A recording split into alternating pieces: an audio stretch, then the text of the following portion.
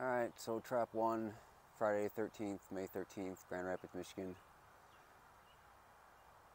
I thought I was going to rescent this trap because I wasn't very patient. I walked up and didn't see anything.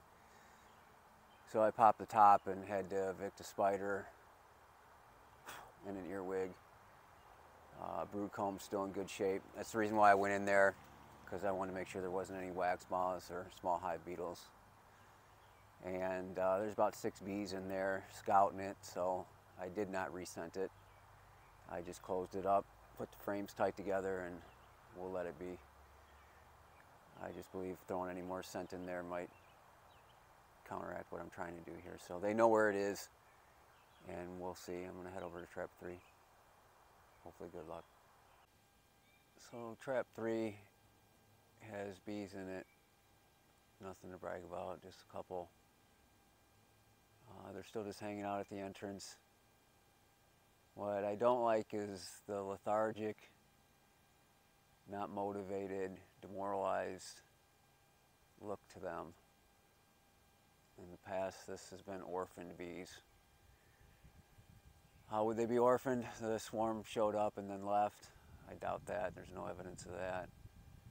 Or somehow the communication was not passed on correctly and these girls showed up at the wrong new future home, if that's possible.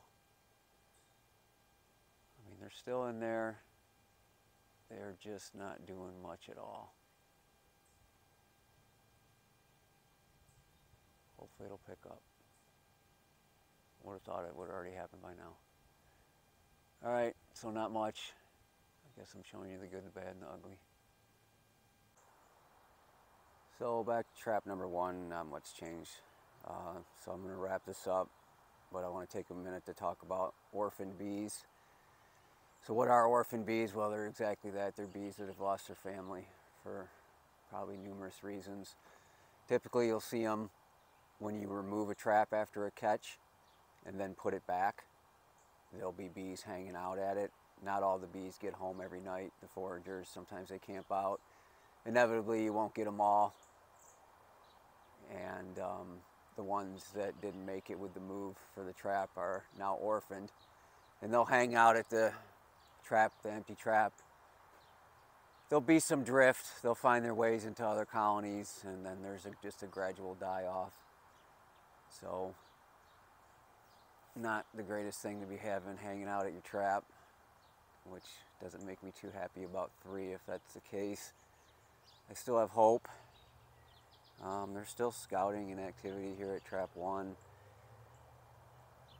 And there's still bees at trap 3, but their behavior just seems a little odd. So I don't know if a swarm can change their mind or if communication is messed up. I don't know why so many bees would end up at a trap without the primary swarm. Seems a little odd to me, but I guess trying to communicate with 20 to 30,000 bees, you could have maybe 30 or 40 that didn't get the right cue. So that's what orphaned bees are. Those are an example of when I've seen them.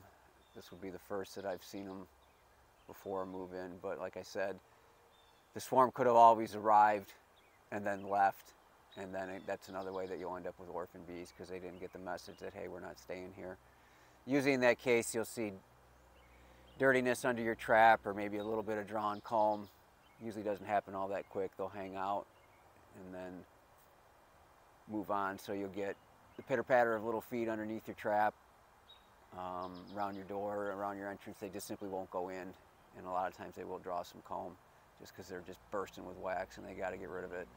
So they'll draw it right on the bottom of your trap. So when you check them, and if you see something like orphaned bees, you know, make sure you look around your trap, look for those cues, try and give yourself some ideas of what may have happened. So anyways, with that, I'll stop torturing myself and we'll get back to you. Thanks again for watching.